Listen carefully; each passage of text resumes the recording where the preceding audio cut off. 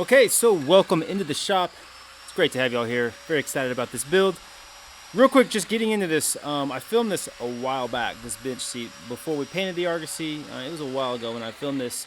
I just wanted to wait to post the video until I had the nice veneer panel done, which I finished last week.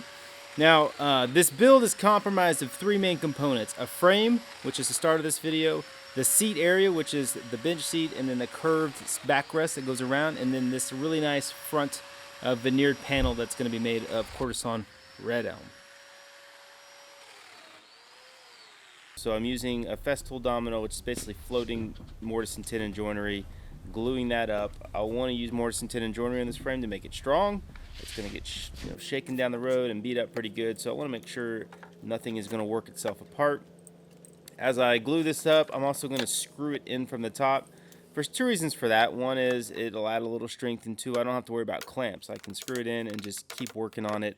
I don't have to let it sit in clamps till the glue dries.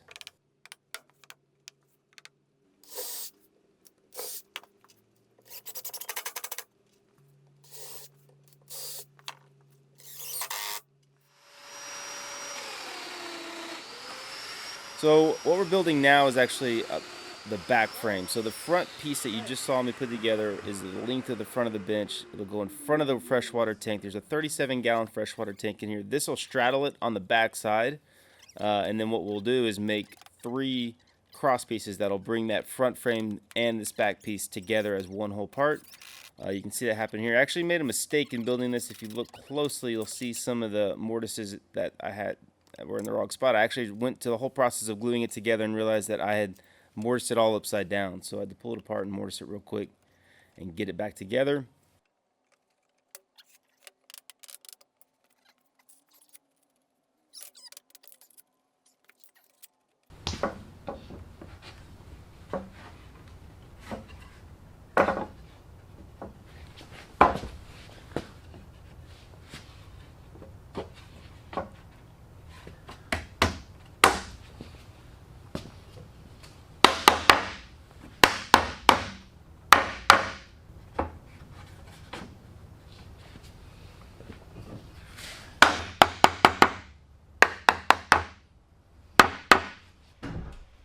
Okay, so frame's assembled. You can see how light that is. Cypress is a really light wood. It's also very rot resistant, so any moisture is not going to cause any damage to it. So I don't have to finish this. I can put it in, and it's really a great little subspecies for the camper. I wouldn't say it's a good wood to put out in the open because it's so soft it'll wear really quickly. But for frame and structures, it's really good wood. You can see how that straddles the tank. That back top rail, I actually had to notch that because it was just hitting the tank a little bit, because I actually raised the right side of the tank up so it would drain down towards the drain of the tank.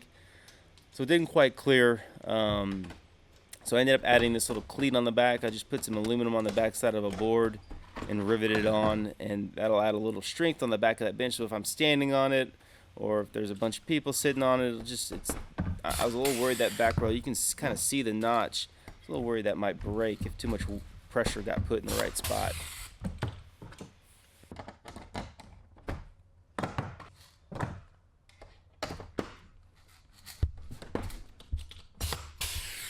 So let's take a quick break from this build. I want to tell you about today's sponsor, ShipStation. They are a new sponsor, and I'm actually very excited about this one because it's just perfect timing for me.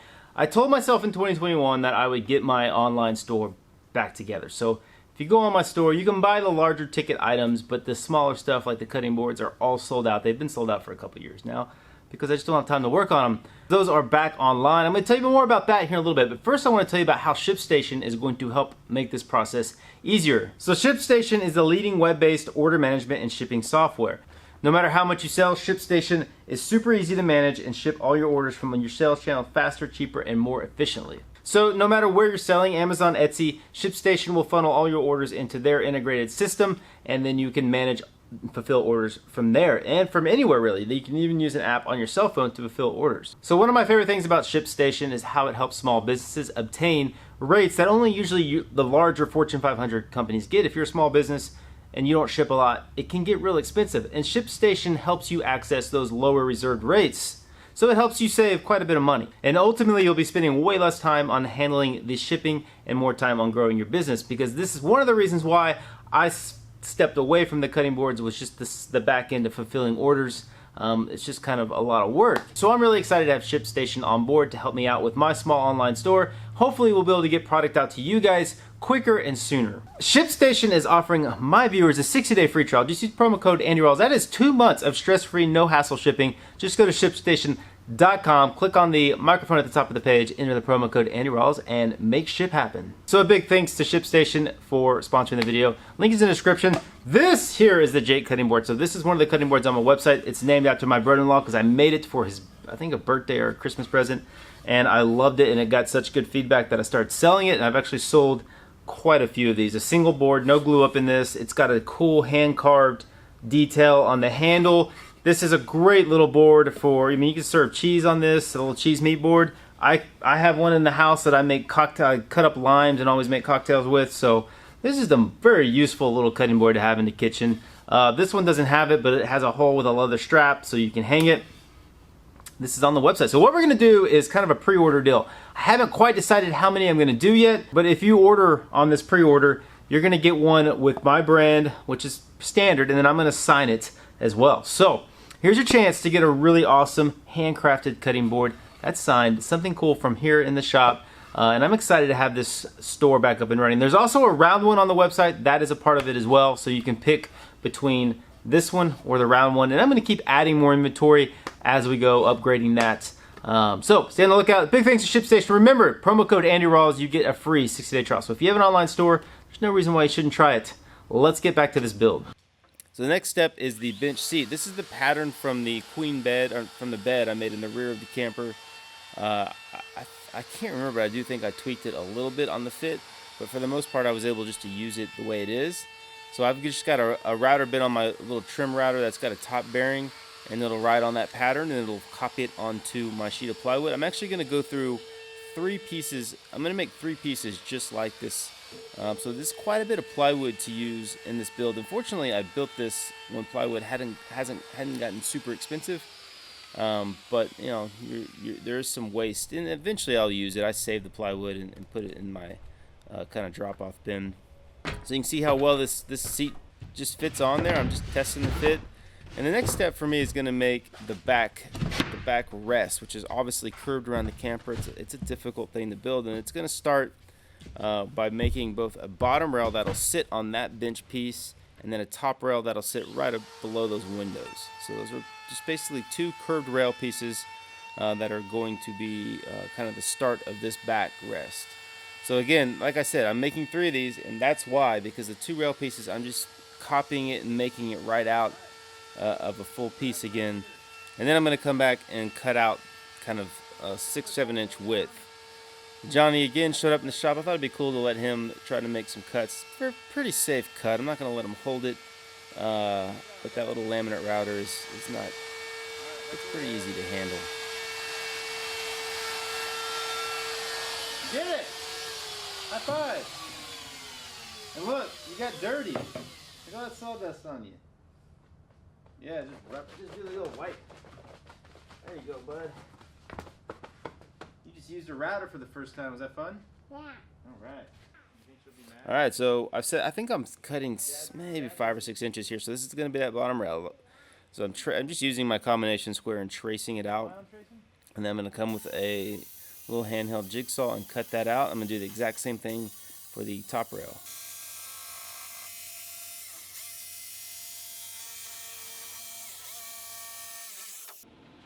All right, so here we are tracing the top rail. I've stepped it in. I wish I could remember, but I think I'm maybe 1.5 inches, 2 inches stepped in. So because there's going to be a lean, obviously, to the back of this backrest.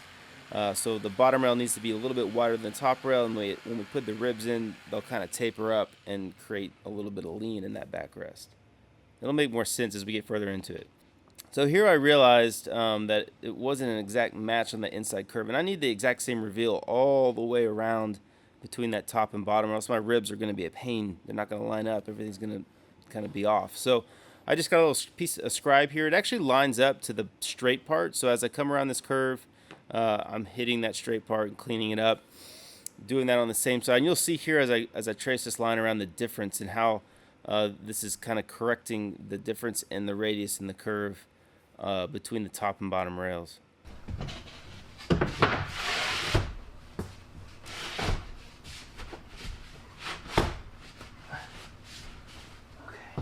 Okay, so a little bit unintentional problem here. Not really a problem, but just didn't intend for it to end up this way. I'm actually going to have more lean on the backside, quite a bit more than I will on the actual side. So as the bench curves around to the sidewall, it leans less. Did not intend for that to happen. I think a lot of what happened is I made this top curve. It's a bigger radius, longer circumference. I made it exactly off the bottom, and so I'm about an inch short here, which I'm going to have to fill that in. But because of that, I think it threw everything off because I thought I could match the top piece with the bottom piece with the top piece and just make the top piece not quite as deep or as wide.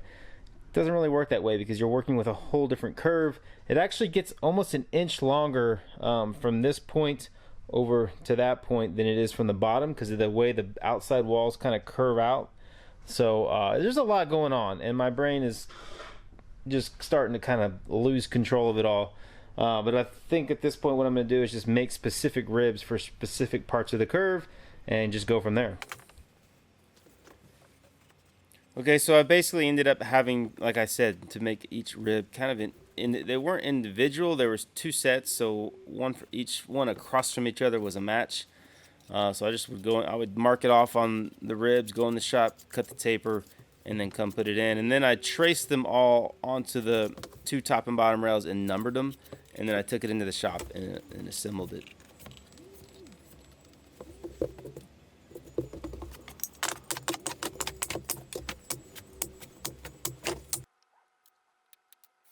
Also, you'll notice the hole in the two top and in the bottom, the seat and the rail. That's going to be for a route for my fill hose to the tank. And you'll see that hole in the rib as well. These basically get glued and screwed on from the bottom. When it's all said and done, this backrest is going to permanently connect to the bottom seat, and then we'll screw it down on that frame. Same deal with the top. I just put some glue on it and then nail it and screw it.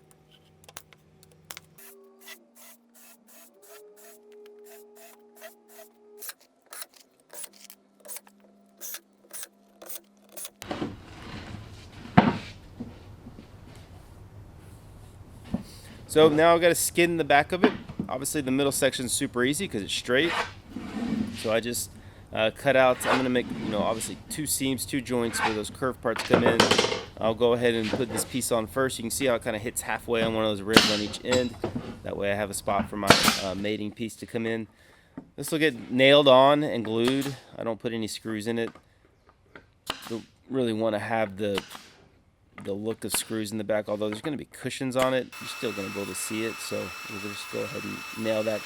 So we're going to make what I call wiggle board, or the kerf board.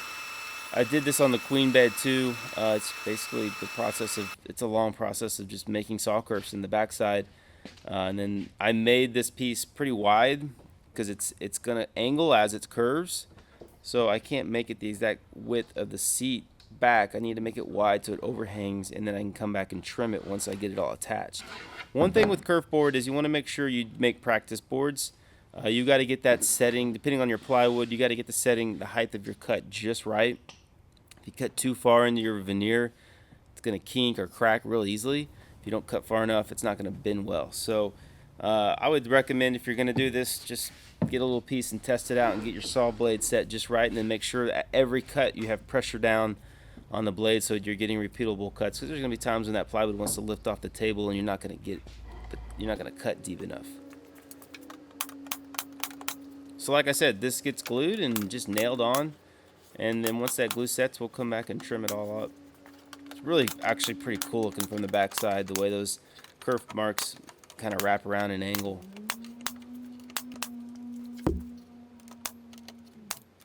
I'm also going to come back after I put these on and do quite a bit of filler work with some Bondo.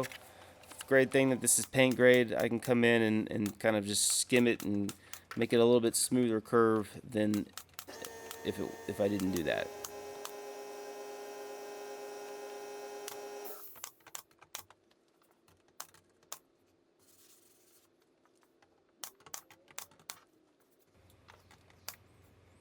In cutting these, this is the easiest way to do it. But you got to be real careful because you can't see if you're cutting into the frame, right? So you also want to be really careful here when you are finished with your cut. Let the blade stop with these jigsaws. Those things are violent. They're bouncing around, and if it's not supported and it just hits like that, it's gonna beat it up. On this next cut is where I'm gonna run into problems because I can't get down there and really see what I'm doing very well. And you can see I've done some filler work here already, and I actually end up cutting into the base a little bit, which is a bummer because it is going to create a little bit of a gap between the seat and that backrest, and that bums me out. So I come back. I don't use a belt sander that often. Mostly I just use it to clean down epoxies and adhesives. But in this case, trying to run a hand plane over that kerf board is just not a good option. So I use the belt sander to kind of level and flatten everything out. I was even able to clean up that spot where I kind of cut in a little bit, kind of feather that in. Now you can see here I've put my hatches, my access openings in the bottom. I didn't show that in this video, that process. It's the exact same copy as what I did on the rear bed. So if you're interested in that, there's a two-part video on building the rear bed. You can go check that out and you can see how I make the hatches. It's a pretty cool process and just uses a router and jigs basically. So this will drop on. I didn't show it in the video, but we did. It was a bit of a challenge routing that tube through and getting the freshwater tank hooked up. If I ever need to do any repairs or even replace the tank, this is made in a way that I can drill out the rivets and it's screwed to that first cypress frame we built. Pull those screws out, take that whole seat out like we just put it in, and then pull the frame out and access the tank. So that's kind of the ongoing theme. The challenge I've given myself with this build is to try to build it in a way that it is fixable, right? I don't want to just nail and screw 2x4s and just make everything permanent. I want to be able to take it apart and repair things if I need to. It's not an easy process, but I want it to be doable. So this is 1/2-inch plywood. This is going to be the really cool front veneer panel to clean this all up and finish it out. Basically, I just scribed those sides, made it fit, and then I'm coming in and scribing the profile of the bench seat into that panel. We're going to cut it out, and then we're going to veneer this panel with some quarter sawn red elm, which is the species I've picked out for this trailer. And it's not all going to be quarter sawn. A lot of it's going to be big, wide, flat sawn boards, but for the cover for the bench and for the bed, I'm using quarter sawn red elm. So I'm going to cut right on my line. And then I'm going to add a 3/8 banding out of rift sawn oak, white oak, which was a pretty good match to the red elm. I don't have any red elm in the shop. It's not an easy species to get, but the white oak was a pretty good match. So I just used that, and it's also a really hard wood. So it's a wear point, so that's going to make it a little bit more durable. So I'm going to band it with that, and it's actually going to step this frame past the bench a little bit. So there's a little bit of kind of a reveal or a little bit of a high spot there where the panel is, just to kind of make it look clean, nice. We'll round it over so it won't hurt or anything. It won't be any sharp edges. But that makes it easier than trying to match it exactly to the bench. I think it looks better. So the banding just gets glued and pinned on. So like I said, I pin nail it and then I just, blue tape's a pretty good clamp. You're not going to see that joint because you're going to put veneer over it. You're only going to see the edge. So you don't have to be perfect. So blue tape works pretty good. The first step with the veneer is going to be straight lining it or edge joining it so it seams well. I use my track saw. That little green attachment on the front helps cut this veneer. You can see I'm cutting 3 pieces. So this is all 3 pieces that will make up the front of that panel. And basically I figure out what width I need. I think it came out to 5 3/8. And I straight line one side, flip it, and then straight line the other side. You can also make kind of a jig that clamps it and makes a straight edge and then run a flush trimming bit and use a router as well. This is pretty technical work, so if you're not super experienced with woodworking, it's a tough thing to tackle. You can buy plywood sheets that are pre-veneered with some species, but typically you're getting 3/4, which is a little bit too thick a material in my opinion to put in this camper. And I like the idea of laying up my own veneer because I know how to do it. So you can kind of see the process here. I'm actually cutting this center part short, and then we're going to put 2 vertical sides on the outside. It'll make sense when you see it. So I'm just using blue tape to stitch it together. There's also specialty tapes that are just for veneer that you wet and you stick them on there, and when they dry they pull it together. I prefer using those tapes, but I didn't have any. So basically just going to go through, and every 5 or 6 inches I'm going to pull it tight together with this blue tape, pull those joints together, and then come back the length and tape it as well. We want to make sure, especially this thicker veneer, this is the thick veneer in comparison to what you would normally get commercially. It's a little bit harder to work with, so it's good to tape it up real well so it holds together.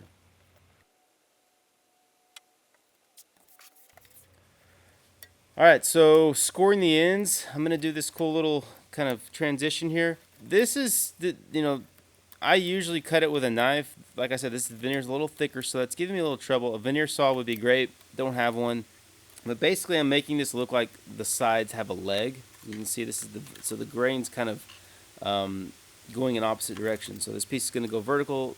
The other side, the middle part's going to go horizontal. It worked out pretty good. I was surprised at how well it actually worked, especially having to cut it like this.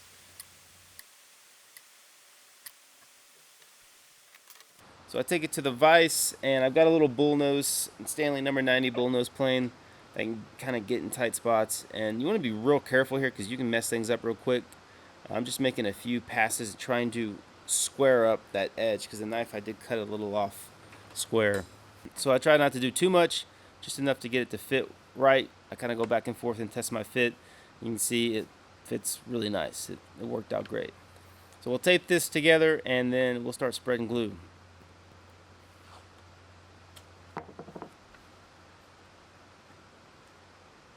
So I use Unibond 1 glue to do my veneer work, and I don't always. I just started using this roller, and I gotta tell you, it's a game changer. It spreads the glue evenly, nicely. It uses more glue, but that's probably a good thing. I've been in the past spreading it by hand, and I feel like I'm always a little bit light on my glue. So this is the first time I use this thing. I bought it a while ago, knowing that I was gonna veneer for this trailer. And it is really cool to have. It helps a lot. So I'll lay this piece on. We'll just temporarily tape it, flip it, and then put glue on the other side. So the back side is, I didn't do the fancy joint. I just did straight pieces. And the reason we veneer both sides is because you want to keep it balanced. We are screwing this to the frame, so it might be overkill, but I'm still going to balance it out. If you veneer one side and I leave it sitting in the shop for 2 weeks, it's going to potato chip and do crazy things. So it costs more money, but we put veneer on both sides. And you could use a cheaper veneer on the other side, but that savings is pretty minimal, so I just use the same wood. This is the veneer bag. Slide it in there. I use breather mesh on the top so it allows air to flow around the workpiece. A little pump here, and you close the bag off and you clamp down. Key is making sure that your base is flat. So I built a little base, shimmed it up, leveled it, and that way your parts come out, because they're going to copy whatever your platen is, whatever your base is.